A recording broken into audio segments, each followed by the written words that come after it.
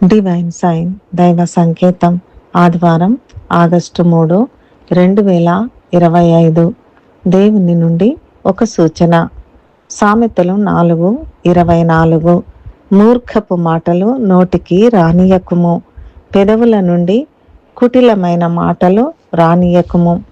ఈనాటి దైవాంశము మూర్ఖపు మాటలు.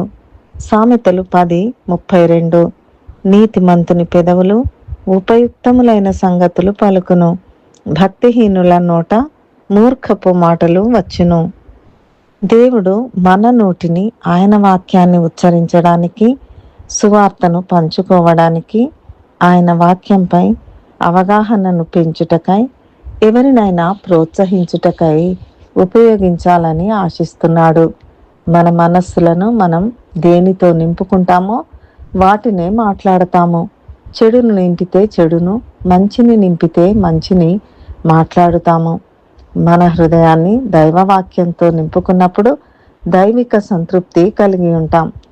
ఈ లోక సంబంధమైన వాటి యందు కాకుండా మన మనస్సు రూపాంతరము పొంది సంపూర్ణమైన దేవుని చిత్తాన్ని గ్రహించిన వారమై, నూతన స్వభావము కలిగిన వారమై ఉండాలి. లూకా 6:45లో సజ్జనుడు తన హృదయమును మంచి ధననిధిలో నుండి సద్విషయములను బయటికి తెచ్చును, దుర్జనుడు చెడ్డ ధననిధిలో నుండి దుర్విషయములను బయటికి తెచ్చును. హృదయము నిండియుండు దానిని బట్టి ఒకని నోరు మాటలాడును అని వ్రాయబడి ఉంది.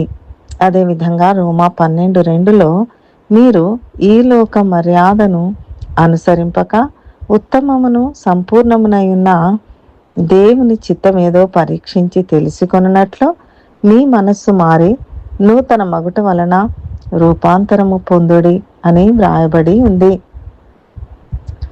మూర్ఖపు మాటలను, కుటిలమైన మాటలను త్యజించి ఉపయుక్తములైన మాటలను, జ్ఞానోపదేశములను, సద్విషయములను పలకాలి. ఈ సందర్భంగా దేవుడు మనతో మాట్లాడుచున్న దైవాంశము సామెతలు 10:31. నీతిమంతుని నోరు జ్ఞానోపదేశమును పలుకును, మూర్ఖపు మాటలు మాటలాడు నాలుక పెరికివేయబడును. దేవుడు మనల దీవించి మన నోట మూర్ఖపు మాటలు రాకుండా మన నోటిని కాచునుగాక. ప్రార్థన. మా ప్రియ పరలోక తండ్రి, మా నోట మూర్ఖపు మాటలు రాకుండా నీ కృప మాకు దయచేయము.